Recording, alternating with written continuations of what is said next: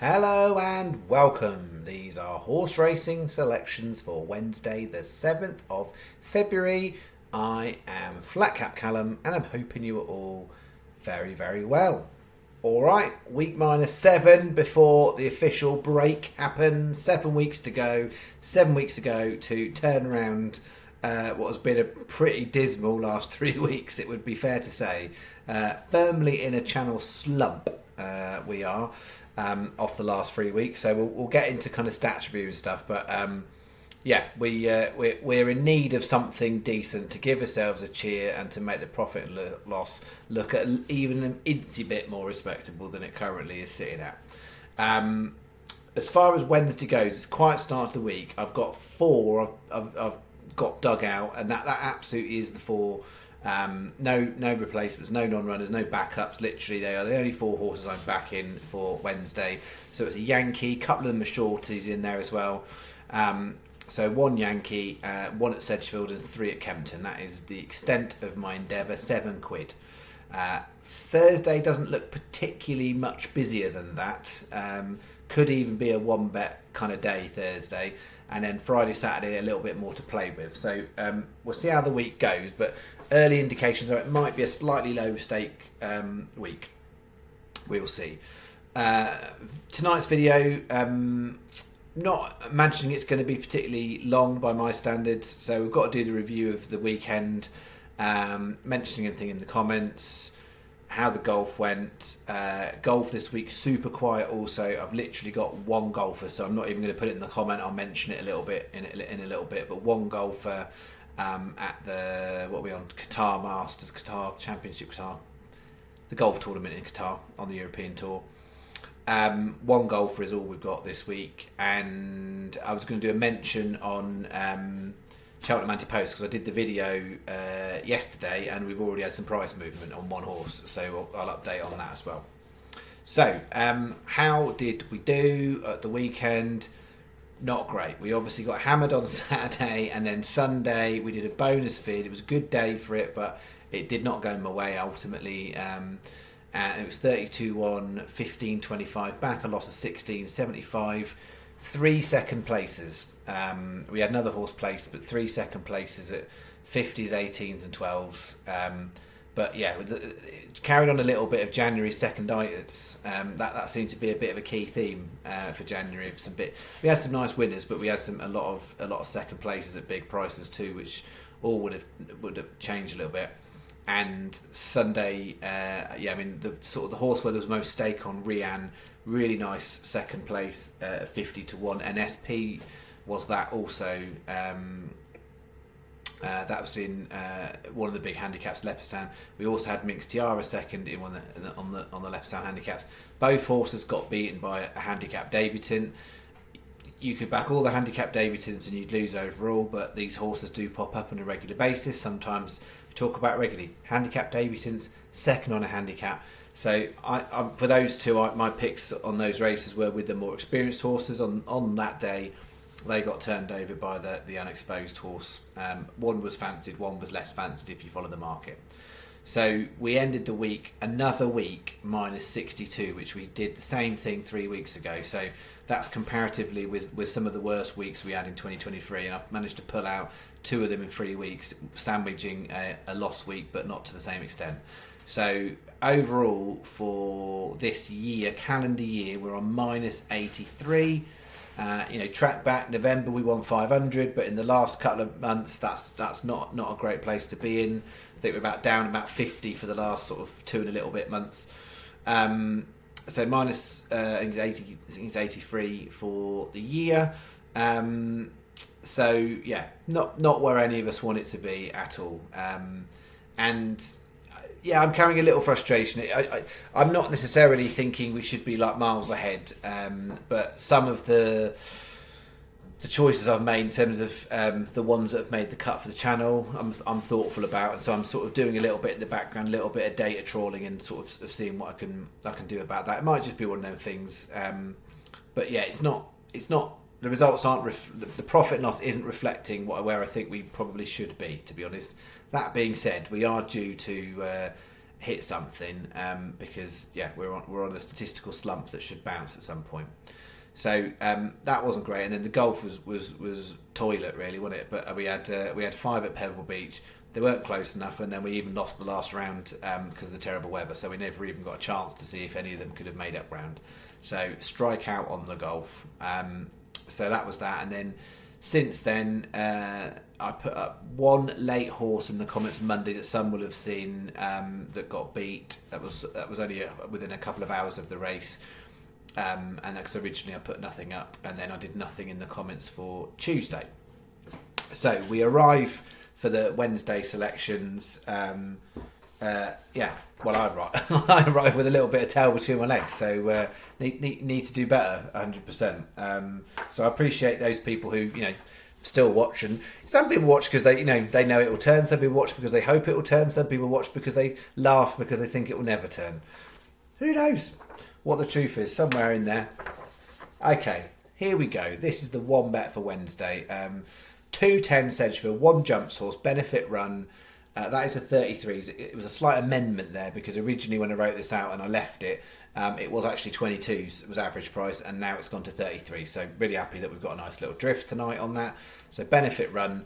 On bare form, and when you go through it, and they're not, there's not loads of form to go through for all of these. I make it the 3rd best horse, so I think 33 is a nice price. So benefit run 33s, and then we've got a trio at Kempton, 2 short ones in there. 7 o'clock Kempton, Aratus 4-1, 7 runner race. There's 6 bookies. I think 6 bookies. What's paying 3 places? Sky, Betfred, 888, Hills, Coral, Ladbrokes. That sounds about right. Betfred. If I said Betfred. 7 bookies. 7 bookies paying, the major ones paying 3 places. So we'll take 3 places of the channel in a 7 runner. I know it's a short price, but I make that horse marginally the favourite, but it's not at the current point. So Aratus at 4s, 7:30 Kempton. There's a few lurkers in that race, but I think Martini Lodge is the one for me. Well, it is the one for me. That's the one I'm happiest with. Martini Lodge 12s. And then 8:30, another short one in there, Trusty Scout at 6s. So it's 20p each way Yankees, that's £4.40. 50p each way singles, 1 on Benefit Run, 1 on Martini Lodge. And then I had a little debate, do I put the treble on the 2? And I thought, no, maybe I'll just, if Benefit Run goes down, we'll have a little bit more on the Kempton Trio. So we've got a 30p each way treble on the Kempton Trio. That makes it a £7 bet. It comes out Hills 888 Sky bet, same place terms, so they're joint best because they are 3 3 4 4. That's right, 3 3 4 4. You've then got 365 Ladbrokes and Coral that are 3 3 4 3, and then you've got Paddy who are sat with 3 2 4 4. It's a bit confusing, so they're in that order. So Hills 888 Sky best, and then 365 Ladbrokes, Coral and Paddy are joint 4th best, and then Betfred comes in behind those. £7. That's the bet, the one and only bet. As far as the golf, so there's a couple of tournaments on. It's the Phoenix Open and the Qatar Masters. I really didn't like anything in the Phoenix Open, so I've just left it. It's a tournament that generally favours the top of the market if you look at it from a history point of view, and I just didn't find anything that I thought was had a margin in it, so I've left that tournament completely. And then over in the Qatar Masters, again, I wasn't particularly keen, and I had a short list. 3 of them came out a little bit on the shorter side, really, and that just left me with one thought this week on the Qatar Masters. So Nacho Elvira, who's been on the channel Staking Plan a number of times over the couple of years, he's the one and only golfer I'm putting up. And don't get him mixed up with his younger brother Manuel Elvira. We're on Nacho Elvira, or Ignacio if you want to go full name. But Nacho Elvira, 100-1 in quite a few places for 7 places. That's the recommended bet. So if you're keeping in channel stake, don't just go bigger because I'm only putting 1 out there. If you usually do 50p each way, do 50p each way. Don't just double it up because it's the only one. That's not how I would choose to personally bet. I've got 1 golfer that's come out, therefore the same stake goes on. I'm not increasing my golfing stake just because I've only got a small interest this weekend. That's that. And then Word on Cheltenham. So last night, I hope lots of people watched the anti-post vid I put up, kind of my alternative to the millions of anti-post videos that are out there. We put up four, and three of them were sort of ones where less people are looking at, and one that have got chances, and then one was a bit of a clever bet looking at the collapsing of a market, which was in the Champion Hurdle. So. I'm putting up Not So Sleepy, a 12-year-old who's come fifth 5 times. Why are you doing that? Well, I could see the market collapsing, and what I hadn't appreciated at the time I made the video, I hadn't realised that on Tuesday they were going to do a scratching phase. I kind of have it written down of when they're going to do the entry phases. I hadn't quite clocked that was a scratching phase on Tuesday. So what that means is certain trainers have said, no, my horse isn't running in the championship races. And that had a significant impact in the place market in the Champion Hurdle, because Impair and Pass came out, as did Bob Ollinger, which I mentioned on the video, which was third favourite. I said I don't know if it'll even run, but it's already come out. I wasn't expecting to come out so early. So then if you look at that Champion Hurdle now, you've got Constitution Hill and State Man, the front two in the market. The next two in the market is you've got Lossiemouth, who Deluxe Connection said is going to run the Mayor's Hurdle, and is odds on favourite for that race, so be surprised if it goes to the Champion Hurdle. And then you've got Irish Point that is 4-1 for the stayers, so looks unlikely to run in the Champion Hurdle, ran over just short of 3 miles last time. So when those two come out, ridiculous as it sounds, Not So Sleepy is therefore now the third favourite in the Champion Hurdle on anti-post betting. And last night on the anti-post, I put up 33s you could get Betfred and Betfair, and 25s in most other places. 20s is now the best price. You can get 25s, but only paying 2 places, and that is not what I would be recommending. You're now down to 20-1 for 3 places. So it's not a terrible bet now, but clearly 33s, when it is now 20s, which has happened overnight, well, not overnight, it happened, the market changed in the daytime today. 20s isn't terrible. But it's clearly not 33s, is what I would say to you. And I mean, you look down that market, and then you've got something a little bit more progressive like Zarek the Brave, and someone put on the anti-post video, they've switched out Not So Sleepy for Zarek the Brave because it looks, it's a younger, potentially more progressive horse. On ratings, Not So Sleepy should beat it on kind of where they're currently at, but Zarek's got a bit of progression. It is the only entry that Zarek's got at Cheltenham, so that's interesting in itself.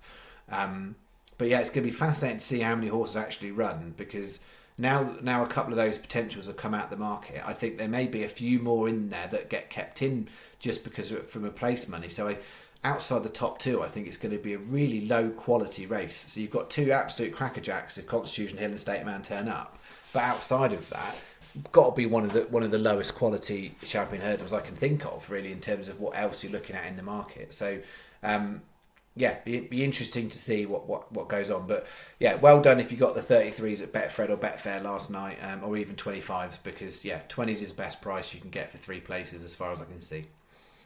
I think that's it. So I think that's all I'm going to do tonight.